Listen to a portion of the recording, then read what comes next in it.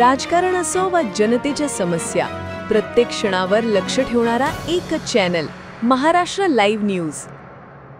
देसाईगंज वडसा तालुक्यातील भगतसिंग वॉर्ड, देशमुख टोली येथील सर्व वॉर्डातील नागरिकांनी एकमताने माराई माता मंदिर उभारण्याचा निर्णय घेतला होता।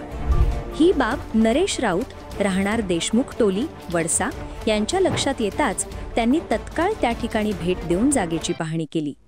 पाहणी दरम्यान नरेश राऊत यांनी वार्डातील सर्व नागरिकांना आश्वासन दिले की या जागेवर माराई माता मंदिर मी स्वतःच्या खर्चाने उभारणार। यानंतर त्यांनी देळ न दवडता मंदिर उभारणीच्या कामाला सुरुवात केली असून प्रारंभीच्या टप्प्यातच वॉर्डातील नागरिकांनी त्यांच्या या पुढाकाराचे मनापासून स्वागत केले आणि अभिनंदनाचा वर्षाव केला। नागरिकांच्या म्हणण्यानुसार नरेश राऊत यांच्या या निर्णयामुळे वॉर्डातील श्रद्धाळूंमध्ये आनंदाचे वातावरण आहे। हा उपक्रम समाजातील ऐक्य आणि श्रद्धेचे प्रतीक आहे। माराई माता मंदिर उभारणीमुळे वडसा परिसरात धार्मिक व सांस्कृतिक वातावरण अधिक बहरणार आहे। बोला राऊत साहेब, काय म्हणणं आहे आपलं? नाही, आता मी पर्सनल करत आहो मंदिराचे काम। आपल्याकडे निधी काही बहुतेक आली होती का? नाही, निधी वगैरे काही नाही आहे। म्हणजे आपण स्वतः करता की जनतेच्या मागणीवर? नाही, स्वतः करत आहो। स्वतः करता। वरून कसं आहे, निधी आली हनुमान मंदिराला देशमुख कॉलनीमध्ये। अच्छा, ते निधी वापस गेली। आणखी मी तर म्हणतो की तो तयार करावा, आजचा जो प्रोसिजर आहे करायला पाहिजे।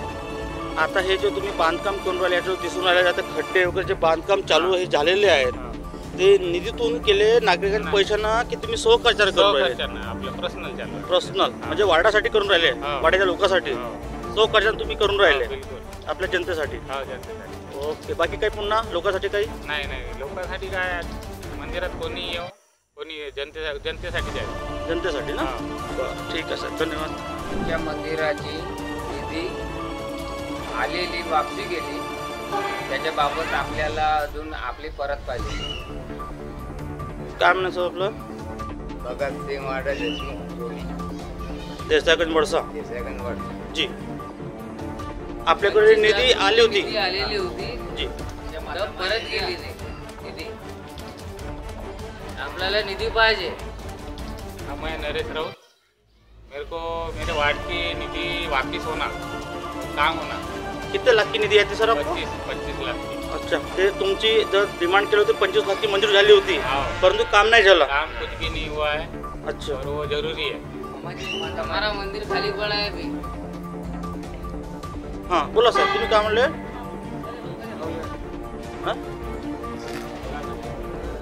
माता महिला काहीतरी करून द्या ना साहेब। आम्ही करणार की प्रशासन करणार? तुमच्याकडे निधी आली होती ना? हो, तर साहेब आम्हाला कायचे नाही का? आम्ही त्या झाडात निंबाचे झाड तोडून साहेब गड्डा खोदून झाले। ते आपल्या मंदिरला जो निधी दिले होते आपल्याला शासनाने, ते आपलं काम केले की निधी परत गेली आपली? हो, परत गेले साहेब। अच्छा, म्हणजे ते निधी तुम्हाला पुन्हा पाहिजे आपल्या मंदिर बांधकामासाठी? हो साहेब। ठीक आहे, मी करण सनेकर, देसाईगंज वडसा, तालुका प्रतिनिधी, भगतसिंग वार्ड मध्ये आज नागरिकांनी मला इथं बोलवलं होतं की आपल्या माता वार्डमध्ये, भगतसिंग वार्डमध्ये एक निधी आली होती मंदिर बनवण्याकरिता, परंतु शासनाने निधी दिल्यानंतर सुद्धा ते निधी परत वापस गेली असून यात इथले जो रहिवासी आहे त्यांचं म्हणणं असं आहे की ते निधी त्यांना परत द्यावा, जेणेकरून त्यांना मंदिर बांधण्यात यावा। मी करण सोनेकर, देसाईगंज वडसा, जिल्हा गडचिरोली। बघत रहा Maharashtra live news, number 1 channel, आणि सबस्क्राईब करायला विसरू नका। धन्यवाद।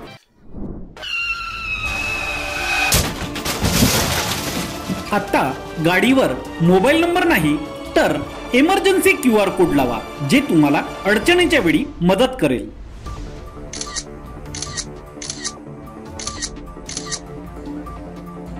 बनवा व्हिडिओ, पाठवा व्हिडिओ, आम्ही तुमच्या न्याय हक्कासाठी लढा देऊ। ताज्या बातम्या व घडामोडींसाठी पाहत राहा फक्त महाराष्ट्र लाईव्ह न्यूज। आजच आमच्या चॅनलला सबस्क्राईब करा, शेअर करा, कमेंट करा आणि हो, बेल आयकॉन दबायला विसरू नका। जय महाराष्ट्र।